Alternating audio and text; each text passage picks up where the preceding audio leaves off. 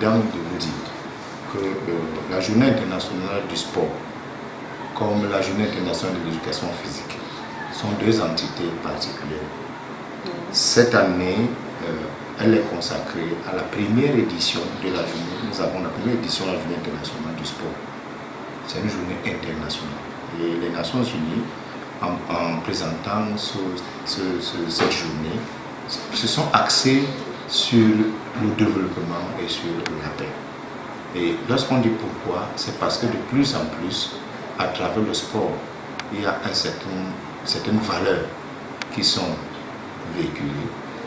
Et ces valeurs-là nous permettent de diminuer ou bien de conscientiser un certain nombre d'hérésies que l'on découvre dans le sport, un certain nombre de tares qui sont dans le sport.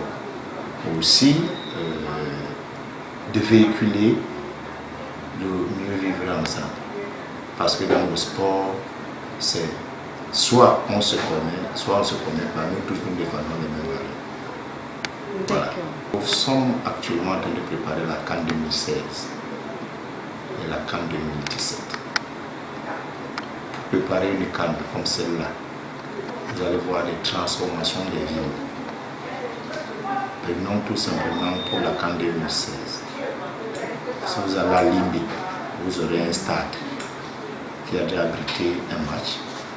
Avant, il n'y avait pas ce stade.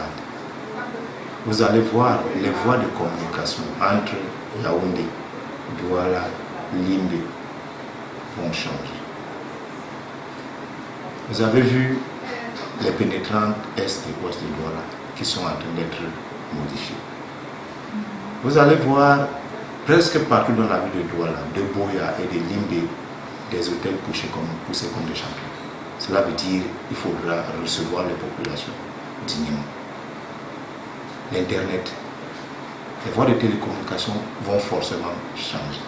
Donc le mode de vie va changer et le développement va changer. Avant, pour partir de Douala pour Bouya, on pouvait faire 2 heures à Bonabéry.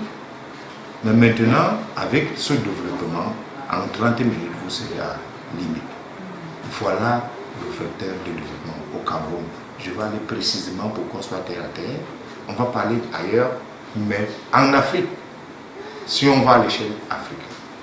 Vous avez vu les CAN dernières qui ont été organisées par la Guinée équatoriale et le Gabon.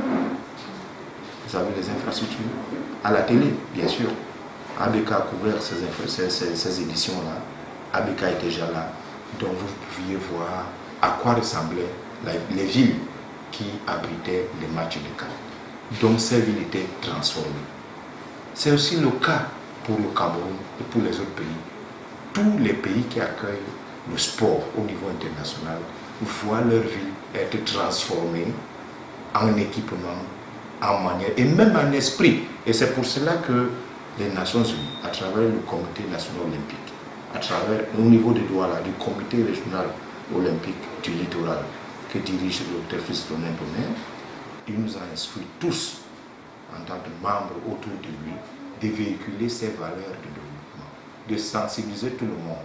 Parce qu'aujourd'hui, si aujourd'hui les Gabonais, les Congolais, les Centrafricains arrivent au Cameroun pour un match, même si hier, vous et moi, on ne s'entendait pas, parce que nous sommes, le Cameroun est contre tel autre pays, nous allons nous entendre. Après un but, hier on s'est donné les coups de poing à la suite d'une dispute autour d'une bière. Mais ce jour-là, après ce but, je vais t'embrasser pour dire que mon frère, maintenant là, on a changé. Nous sommes en train de défendre les valeurs fondamentales de notre pays.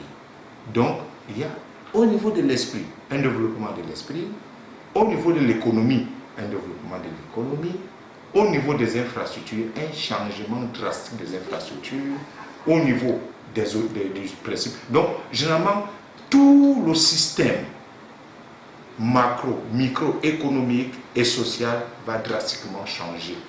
D'où la nécessité de comprendre que le sport, à cette échelle, est au service du développement. Déjà, je tiens à vous dire, politique. La politique, c'est quoi?